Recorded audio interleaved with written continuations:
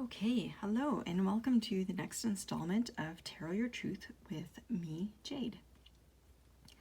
I want to thank you, first of all, for spending time with me again today as I continue to talk about my tarot journey.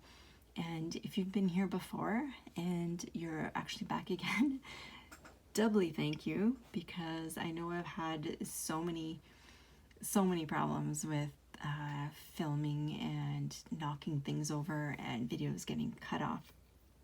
And so thank you very much for bearing with me through all those things. I promise it will get better. What I want to say today before I get into anything is to please remember that what I say here is my own path, my own opinions of things, and nothing else. To quote Anthony Dawn, if you watch her, please take whatever resonates with you and leave the rest. If you're brand spanking new to the community and you are interested in tarot topics, maybe even witchy topics of all kinds, and you haven't heard of Ethany, please check her out. I found her to be a wealth of knowledge, and I find that she really helped me to get a good start on things, as did many other YouTubers as well. So in the last video, I spoke about buying my first deck and accidentally falling into the RWS system by default because I didn't know I didn't know any better, or that there was more than one system. I suggested learning from my mistakes, and not really that it's a mistake, but anyway, I do wish that I had known some things before I started. Which is part of the reason why I'm making this video.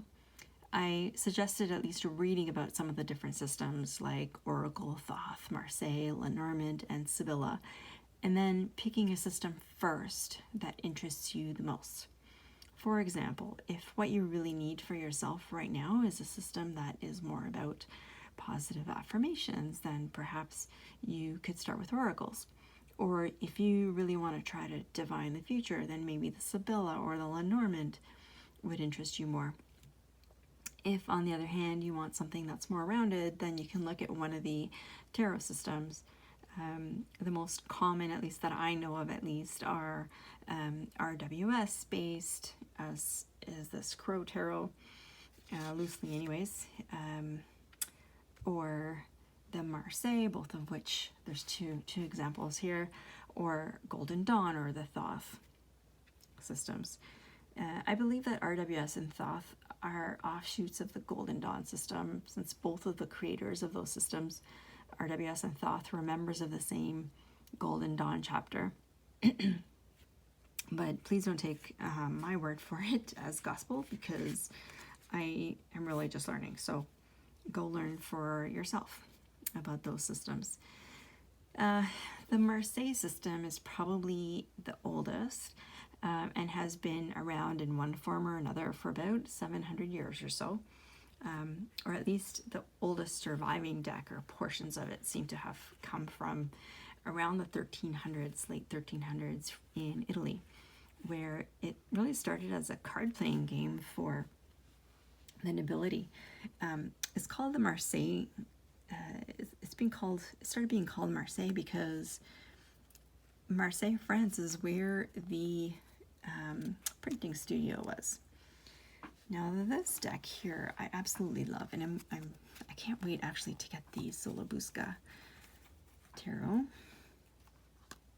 But this one, where's the box? Sorry, should have gotten a little bit more organized to start. But this is the Minchiate Etruria, and you can see at the top there, I think, Firenze, which is Florence, 1806, 1807. Now this is a wonderful deck. At least in my opinion, I really like the aesthetics of it.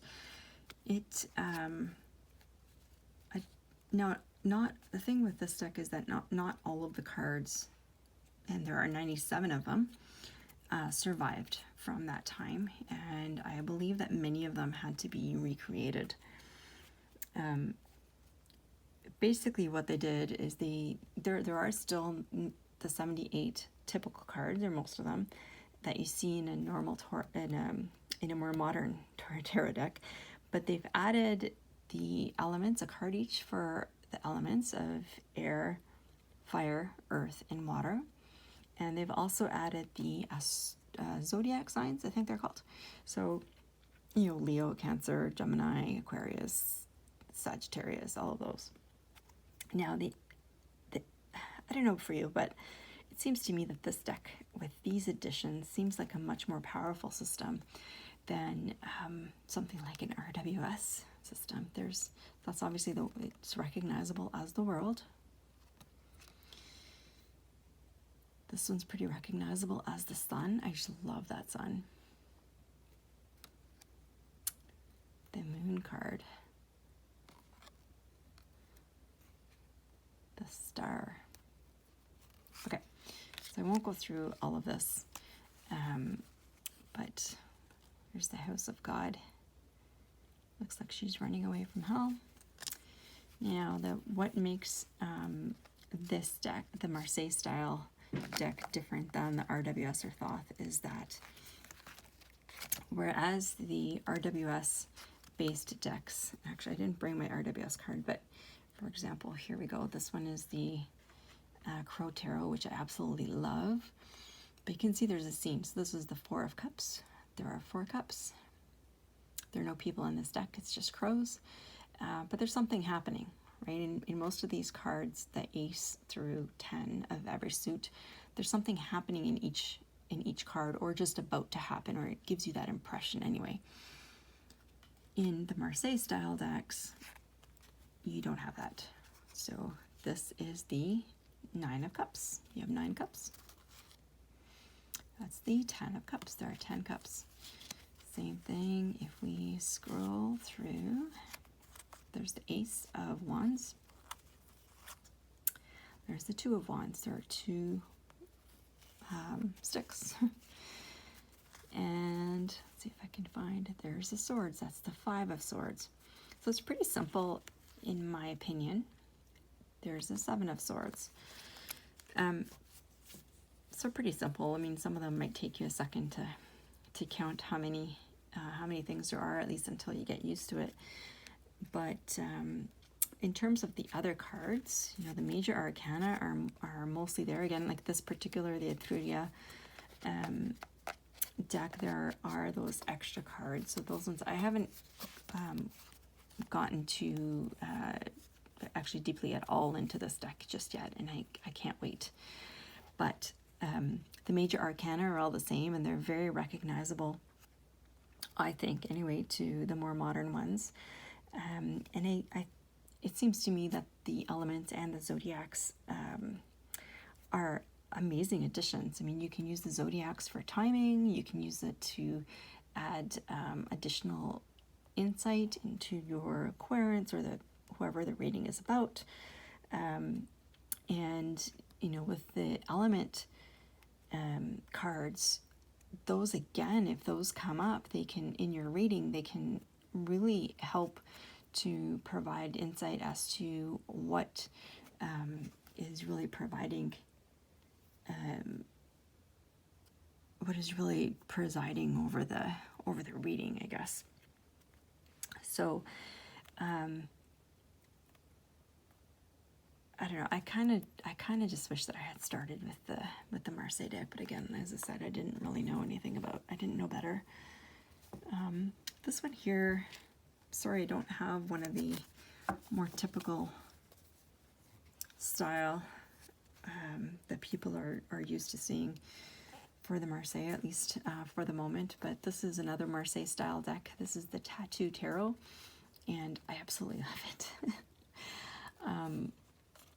Again, very recognizable, right? The Fool. There's the Star. I love this card. And then the Pips. So there's the 2 of Swords. Now this one here, you can see that there is a little bit more going on. There's a rose, what seems to be a rose there. The cups are not quite all the same. There's a little bit more going on here in this 10 of Cups with the peace symbol. So there is something that gives you a little bit more to work with if you're brand spanking new. Anyways, I'll do a flip through at some point, but just not right now. What I like about the Marseille is probably not going to be a popular opinion, but again, it's my opinion and you do you. The typical Marseille deck, as I said, has all the same major arcana, and the court cards as well are the same, right? So the only real differences between the Marseille style and the RWS style are the 40 cards, which are ace through 10 in each of the 4 suits. Now, it doesn't matter which style you're looking at, you need to know one of the first things that you learn about is what do the suits represent, right? So, the cups, for example, are about emotions. In relationships, the pentacles are about money and perhaps health. The swords are about intellect and logic, and the wands are about creativity, passions, work, that sort of thing. So you have to know those regardless, and the major arcana are the same, again, with the exception of the additional cards that are provided in this particular deck. And so while some people say that, so it's really just the 40 cards, right, that are different in terms of what's happening in the cards. Now, some people look at this and say, oh my God, this is so difficult. How am I supposed to get anything intuitively out of this card, as opposed to something that has a picture on it that I can, look at it and sort of intuit what the feeling of the card is, what's happening, and talk about it that way. Now, I think that numerology is important. And again, I think it's important regardless of what system you're looking at least if we're talking about Marseille and RWS based. I can't speak for Thoth because I don't know that system at all yet. So my opinion is that the Marseille system is actually easier to start with. And that is because once you know what the numbers mean and you know what the suits mean, you have your basic meaning of the card, and then you can use your intuition is still brought forward in the reading through the relationship of this card with the other cards that are around it. Again, this is just my opinion, and you can decide what you want to do. I just happen to think that if you feel that you can't read this at all, I think you may be missing out on some of the possibilities. Again, I'm not a gatekeeper. You do whatever you want to do. This is just my opinion, and I would love to hear and have a discussion with others, and I'm totally willing to have my opinion changed if needed. But for now, this is what I think. So, as an example, let me just give you an example. Cups. Here's the 4 of Cups. And in the Tattoo Tarot, and here it is in the Minchia de Etruria. Now this one again, it does have a little bit of something else going on. I'm not sure what that's going to tell you, but now the 4s are typically about stability, right? Stability. It's a square shape, stable foundation. And the Cups, oh, sorry, that's not even a cup.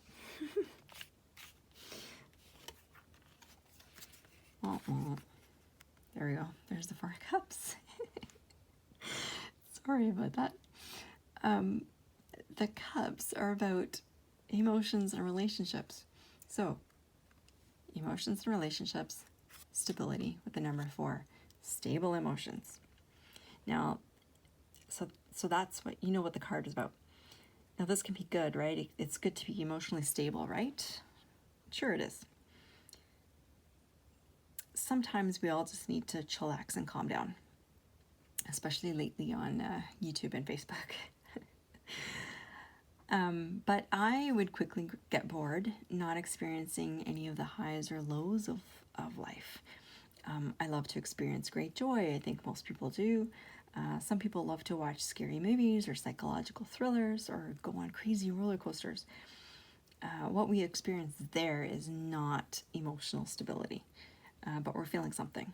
There's a quote that I read recently that says that if you go into a haven but you never come out, it becomes a grave. So for me, that really touches on some of the negative aspects of stability. And if you read the Rider-Waite-Smith meanings, you'll get both of those meanings for the positive and the negative aspects. But it doesn't matter what suit you're looking at for the number 4. So I can look at the 4 of Pentacles. Again, 4, stability. Pentacles are about money. So who wouldn't love a stable financial situation? We all would, of course. But we also all know people that who hang on to every last dime they have. We call them stingy or penny pinchers or any number of negative things. So there's your negative connotation and your positive connotation for the 4 of Pentacles. So what I'm saying is that you do not need to learn 156 meanings for upright and reversed positions, because it's all there. It's all there. And how do you know which one is the one that applies to your particular reading? Again, as with the RWS, you need to look at the surrounding cards. So just going through the deck and reflecting on the cards and drawing from your own experiences or those that you've observed can give you so much. And I feel that it can make you a better reader, or at least give you a solid background for the RWS, or maybe even the thought systems as well.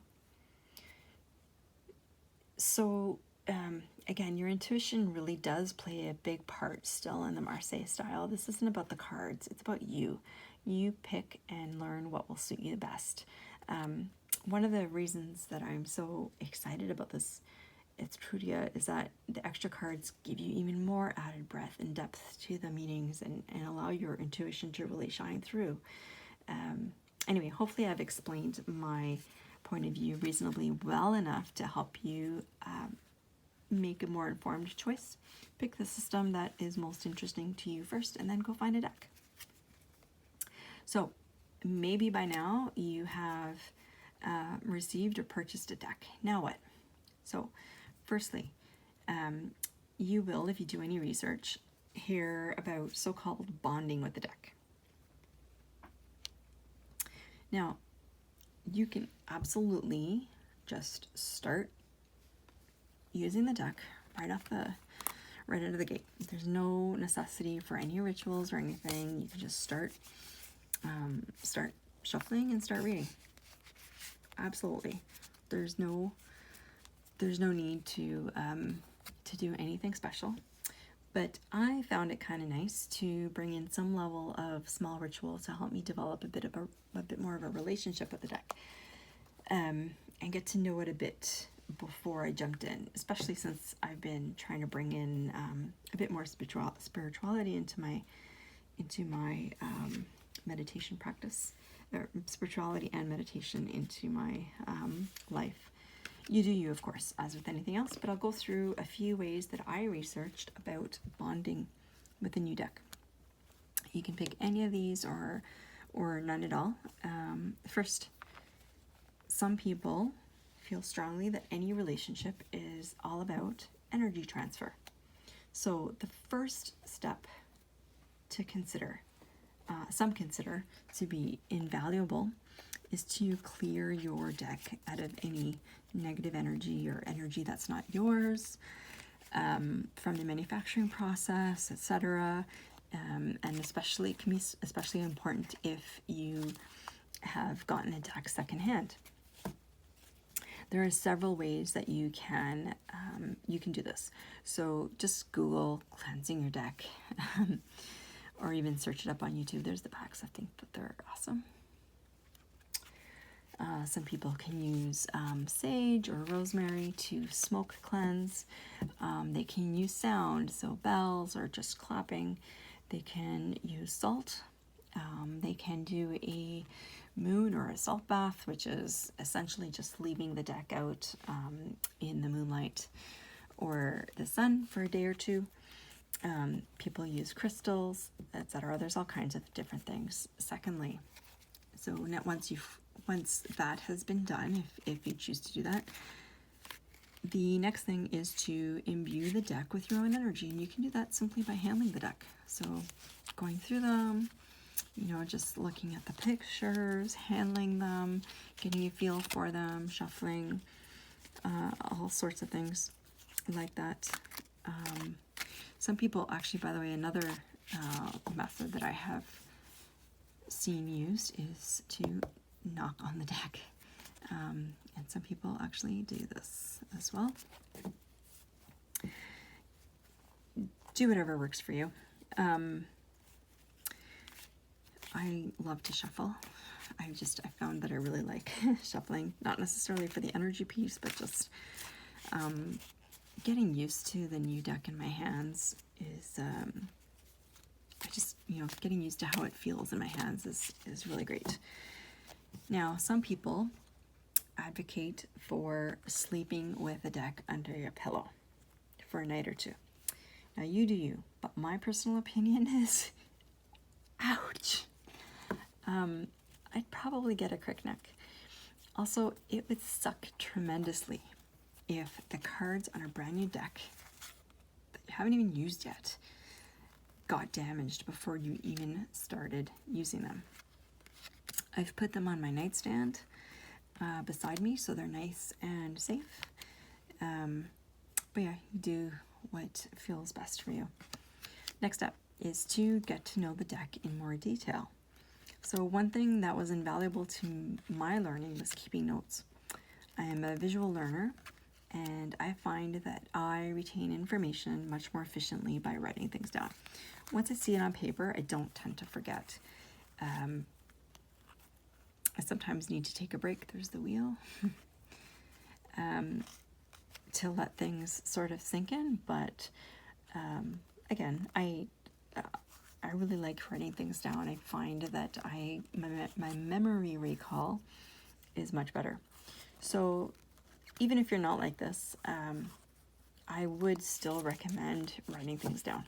So you may have heard about keeping a tarot journal. So you can write your notes down as you go and keep track of what you have looked at and what you haven't. Sorry, I can't speak today. Presumably you won't do this all in one sitting, as it'll take some time, so it's useful to keep some notes for yourself. The notebook does not have to be anything fancy.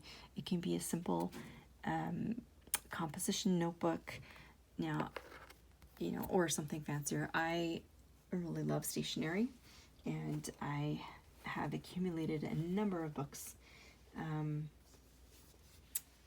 So notebooks like this,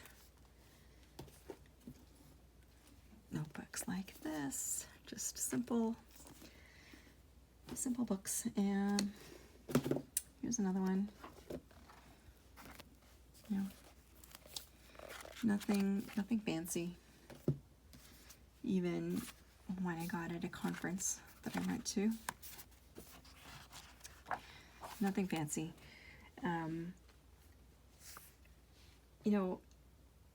I just picked one at random. It's up to you what style or how you fancy it. There's even other ones like this. There's this one I ordered on Amazon. Just has a nice leather cover, and it's just plain paper. But I just found it kind of nice. If a special notebook gives you intimidating feelings for fear of ruining it, then just use something more commonplace. Just pick one that you will actually use. Remember, you can always switch it up later. The important thing is just to start. Now, if you're more of an auditory learner, and I know people who are, then maybe what you need to do is just speak what you see on the cards aloud to yourself. And your notebook then just becomes a checklist for the cards that you reviewed for tracking purposes. Whatever works for you is best. Now, now that you have a notebook, you just write down in your notebook the card and everything that you see in detail. Oops, I'm holding this upside down. Everything that you see going on in the card, the colors, the images, the facial expressions, the postures. What do the cards make you think of? Man, he looks determined, doesn't he? What sorts of things are going on in the scenes in the cards? If you have an illustrated deck like the RWS, all of these things will speak to your intuition. If not right now, then they will a little bit later. How do they make you feel? Which cards evoke an emotional response and which don't? Both ones that you like, or emotional responses that you like, and ones that you don't.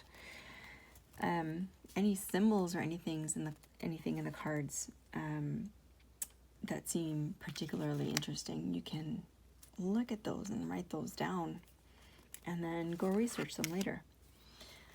You can pull out the little white book, which can be something a little bit more fancy like this, or actually a little white book, and see what it actually says about the card.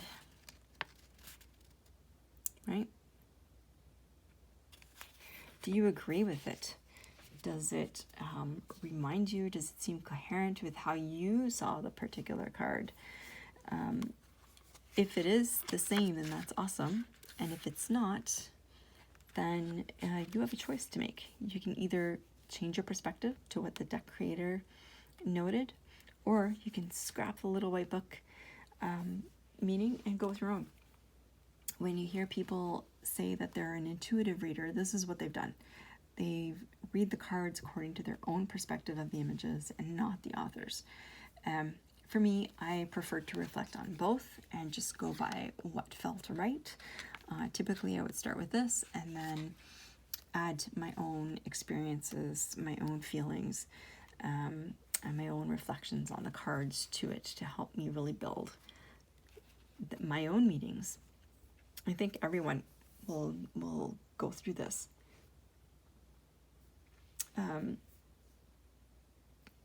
I think these meanings can change for you over time as well, but it is a good starting off point.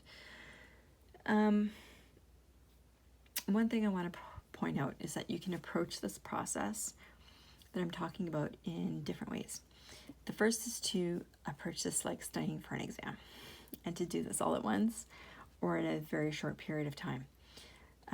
This is what I did at first because I have a bit of an addictive personality, and once I decided I was all in.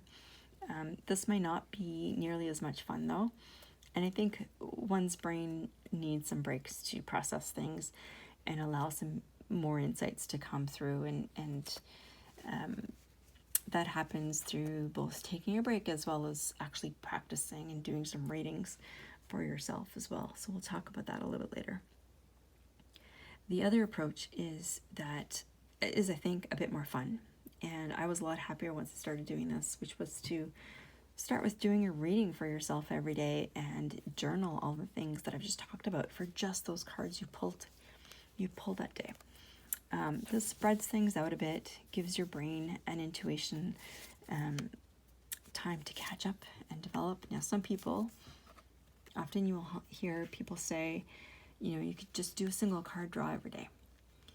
And I did do that for a little while. What I find is that I found personally that was more difficult than doing a 3-card spread. And that is because the meanings do change according to what else is happening. So if you just pull one card, this one card can have all kinds of different connotations, right? So if you're asking the question, what's the energy for the day? And you get the 3 of Wands, well, it can have a positive or a less positive meaning. So which one is it? Well, if you're doing more more cards, then you can get more practice with the reading intuitively, and you'll get a better feel for what the actual answer is. I guess that's my opinion.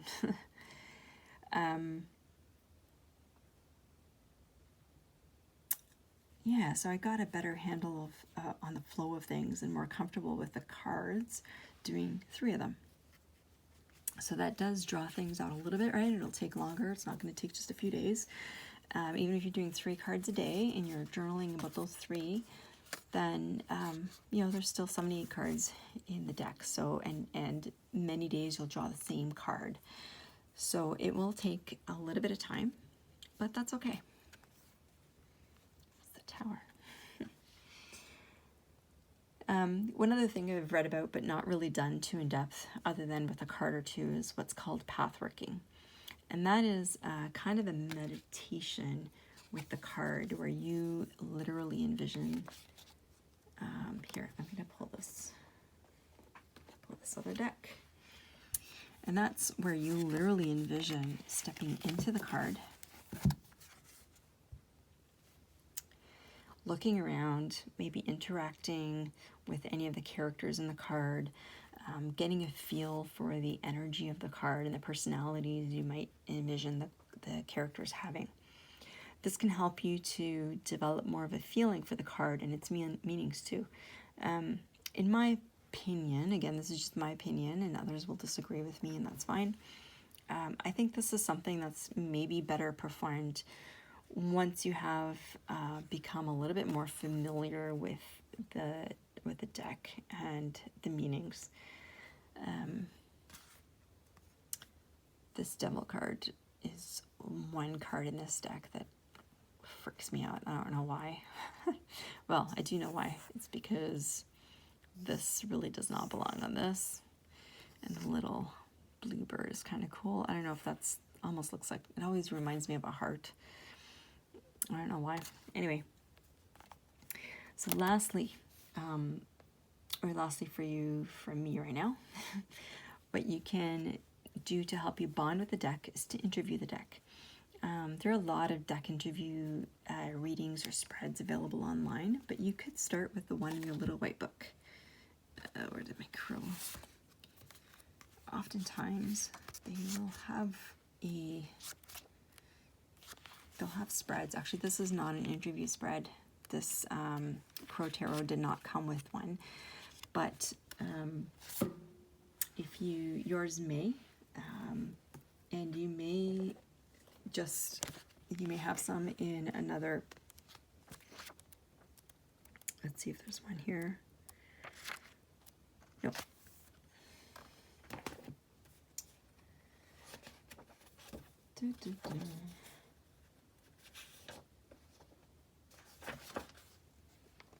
Here's one that I use. Let's see if I can, sorry, hopefully I don't make anyone. Here's one that I use. I don't remember where I got this, sorry. This one has 9 cards, and these are some typical questions. So, you know, what can you learn from the deck? What are the deck's strengths? How it sees you? What are the deck's weaknesses? How it sees itself? How can you best learn from it? What are its favorite kinds of spreads? If that's important to you, what will be the outcome of working together, and what advice does it have for you? Some of those things, I think the fun thing about these is, you know, I take them with a grain of salt. I don't take what it says as gospel. But the interesting thing about those spreads are that it can give you a sense of the tone. If you are someone who believes that different decks have different tones or different voices, some people do, then, you know, comparing the question that says, what advice you have for me, with how it sees you, you know, you may end up with something snarky or something fun. again, you don't need to do it. I just found it kind of a fun exercise. Sorry about my dog barking. Feel things out for yourself in terms of working with and bonding with your deck. You can do none of these, you can do all of them or portions of them, and I'm sure there are lots of other practices that I'm not seen yet or mentioned here as to how to bond with the deck. I think it's important to have fun and to enjoy the process and not feel rushed or like you absolutely have to do anything in any particular order in order for the deck to work. I think that as a very beginner, we can easily feel intimidated by the sheer amount of information that there is to learn and fall into a trap that feeling like we have to learn everything right now. We need to remember that these 78 or 97 cards don't just have one simple meaning. They can have different meanings that are meant, and they're meant to hold the breadth of the human experience. That's going to take more than a week or two to maneuver around, you know? So if you're asking the cards some questions around self-exploration, healing, meditation, you're going to need some time to process, to sit with them and think. There's no winning or losing or race involved here. This is supposed to be a hobby and something we enjoy, right? It's hard to enjoy something if we burn out. I'm not one to talk. I threw myself into this full tilt, but that's my Leo personality at play, and I don't think that that's for everyone. I'm going to stop this here. In my next video, I'm going to show you some of my journals and some of the resources, some of the other resources that I read. Thank you so much for sticking with me, and if there are any questions, please feel free to